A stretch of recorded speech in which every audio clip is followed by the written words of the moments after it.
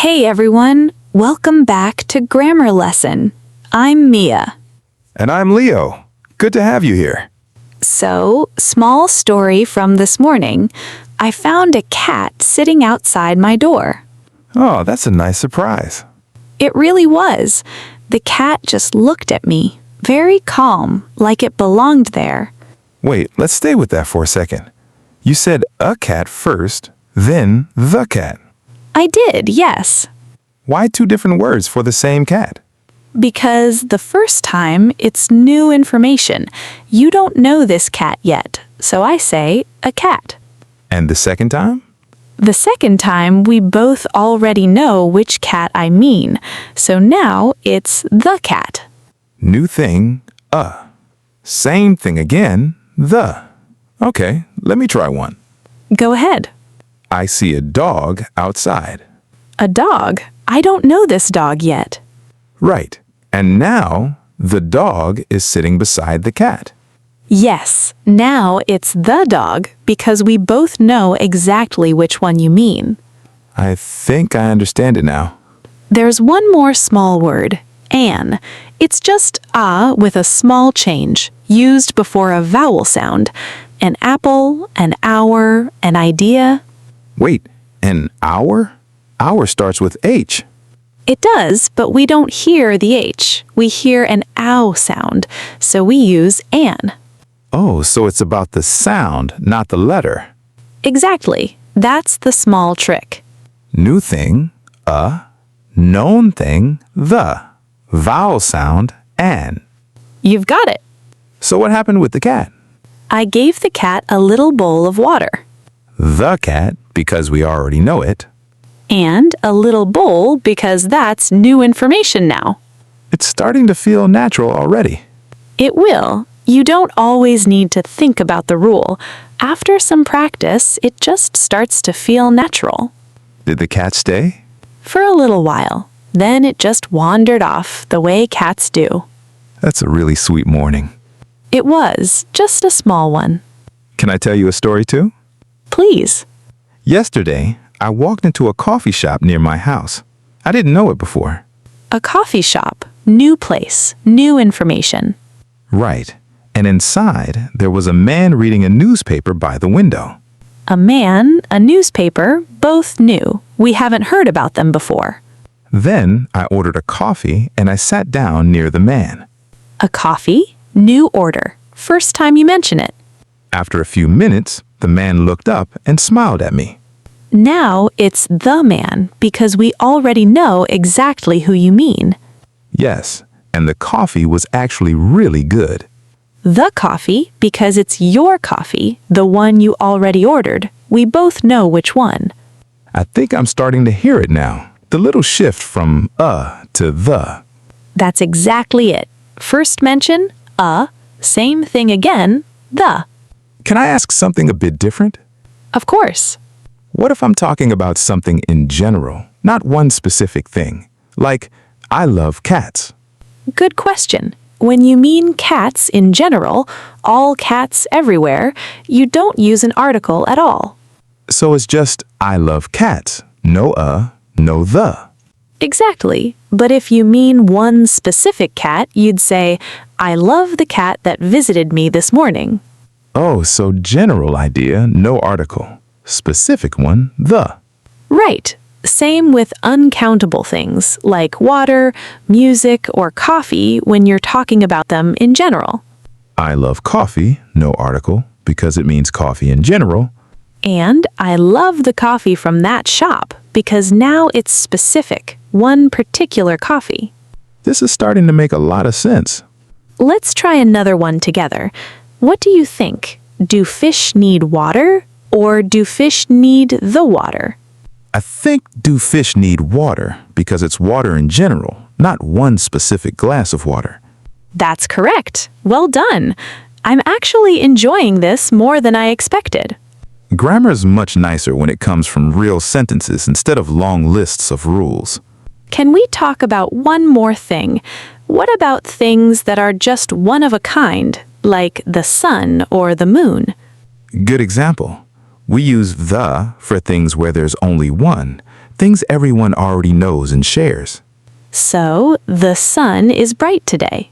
Exactly, because there's only one sun. Everyone listening already knows exactly which one you mean. The moon looked really beautiful last night.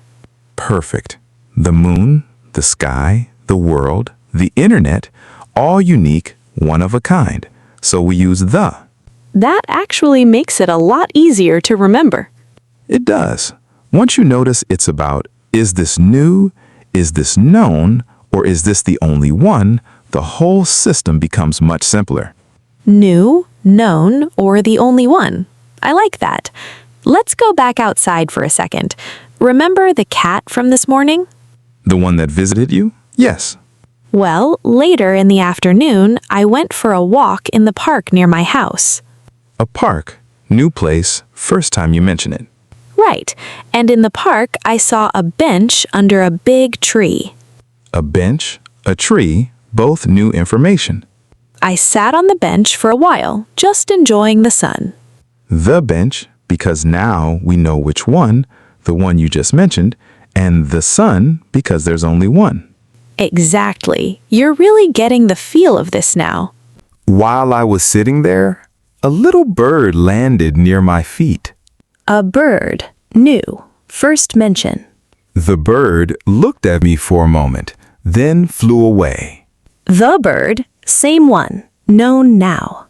It's funny, once you know the pattern, you almost don't have to think about it. That's the goal. Not memorizing rules, just noticing the shape of the sentence. Should we try a quick game? You start a sentence, I finish it with the right article. Sure. I saw dog in the street. A dog, because it's new. Later, dog followed me home. The dog, because now we know which one. I love music in the evening. No article, because it's music in general. Then I turned on the radio, and the music was really relaxing. The radio, because it's one specific radio, yours. And the music, because now it's specific too, the music that was playing. You're doing really well with this. I think stories really do help more than rules. They do, because you remember what happened, and the grammar comes along with the memory. Let's do the quick summary now for everyone listening. New thing, first time mentioned, use a or an. N before a vowel sound, not just a vowel letter. Same thing again, already known, use the. General idea, no article at all. One of a kind, only one in the world, use the. New, known, the, general, nothing, unique, the. That's a really clear way to remember it. I think I'll actually notice this everywhere now, in songs, in conversations, even in my own thoughts. That's exactly what we want. Once you notice it in real language, it stops feeling like grammar and starts feeling like just English. Did the cat come back today, by the way? Actually, yes. It was sitting outside my door again this morning. The cat, obviously. Obviously. I think it might be my cat now. A cat becomes the cat, and then maybe one day just your cat. That's a nice way to put it. Can I share one more small story before we finish? I think it might help tie everything together. Please do. This morning, I opened my window and I saw an old man walking his dog. An old man, because old starts with a vowel sound, so we use an instead of a. Right, and a dog because it's the first time I mentioned the dog. Good. Keep going. The old man was carrying an umbrella too, even though the sky looked clear. An umbrella, another vowel sound, and the old man because now we already know exactly who he is. Yes, then a few minutes later, it actually started raining. No article there because raining isn't a noun in that sentence. It's part of the verb. Just a small side note for later. Good to know. Anyway, the man opened the umbrella and the dog just sat calmly beside him. The umbrella, the dog. Both known now, both mentioned already. I watched them from the window for a while. It felt like a really peaceful scene. A peaceful scene. General description, first time mentioned. After that, I made myself breakfast. I had an egg and some toast. An egg, vowel sound again, and toast, no article, because we're talking about toast in a general, everyday way. I think that's actually really common. Food words often go without articles when we mean them generally. Exactly. I had bread, I had rice, I had soup. All general, no article needed. But if I say, I had the soup you made yesterday, that's specific now. Perfect example. The soup, one particular soup, already known between us. This is really clicking for me now. I think I understand the whole picture. Let's put it all together with one more everyday moment. Imagine you're telling a friend about your day. Okay, let me try. This morning, I met a friend at a cafe. A friend, a cafe. Both new, first mention. We sat at a small table near the window, and the waiter brought us the menu. A small table is new, but the waiter and the menu, we use the because in a cafe, we naturally expect there to be a waiter and a menu, so it already feels known. Oh, that's an interesting extra detail. Some things feel known even the first time because of the situation. Exactly. Context can make something feel familiar even before you mention it directly. I ordered a sandwich, and my friend ordered a salad. A sandwich, a salad, both new. When the food arrived, the sandwich looked really good, but the salad looked even better. The sandwich, the salad, now specific, now known because we already mentioned them. I really think stories like this make the whole rule so much easier to hold on to. That's the idea behind everything we do here. Grammar hidden gently inside something that already makes sense. Should we do one very last quick round together, just to finish strong? Let's do it. I'll start. You finish. I saw elephant at the zoo. An elephant, vowel sound. The elephant was eating an apple. The elephant, known now. An apple, vowel sound, and new. I also love elephants in general. They're such gentle animals. No article, because you mean elephants in general, not one specific elephant. You really have this now. I think stories just make grammar feel less like grammar. That's exactly the goal. Before we finish, can I ask you something that always confused me a little? Of course. What about places, like countries and cities? Do we say the France or just France? Good question. Most country names don't take an article. We just say France, Japan, Nepal, Canada. So no the there at all. Right, but there are a few exceptions, mostly countries with plural names or certain formal names, like the United States or the Netherlands.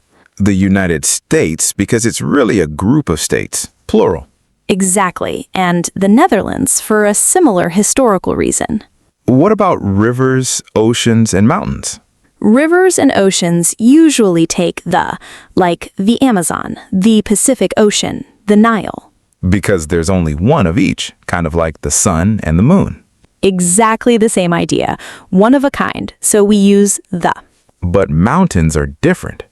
Mostly yes. Individual mountains usually don't take an article, like Everest or Kilimanjaro, but mountain ranges do, like the Alps or the Himalayas.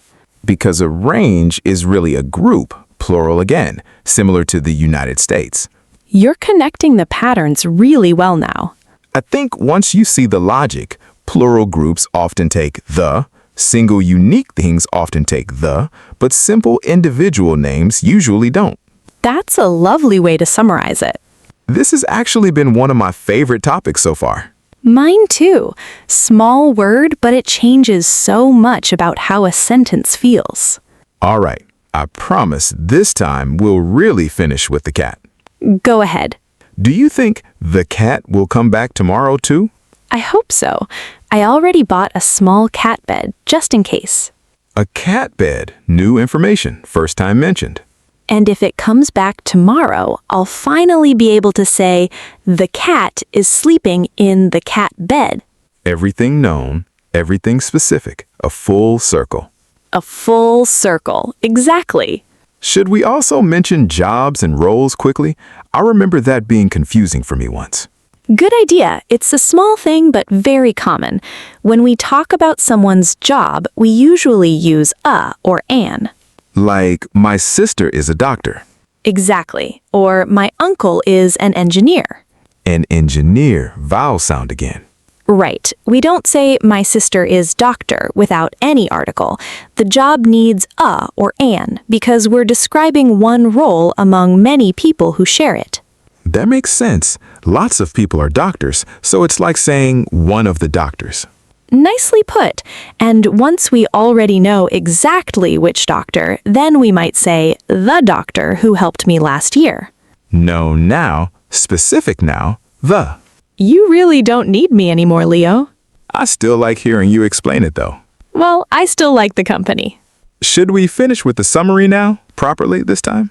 Let's do it, nice and slow, one more time for anyone still listening closely. New thing, first time mentioned, a or an.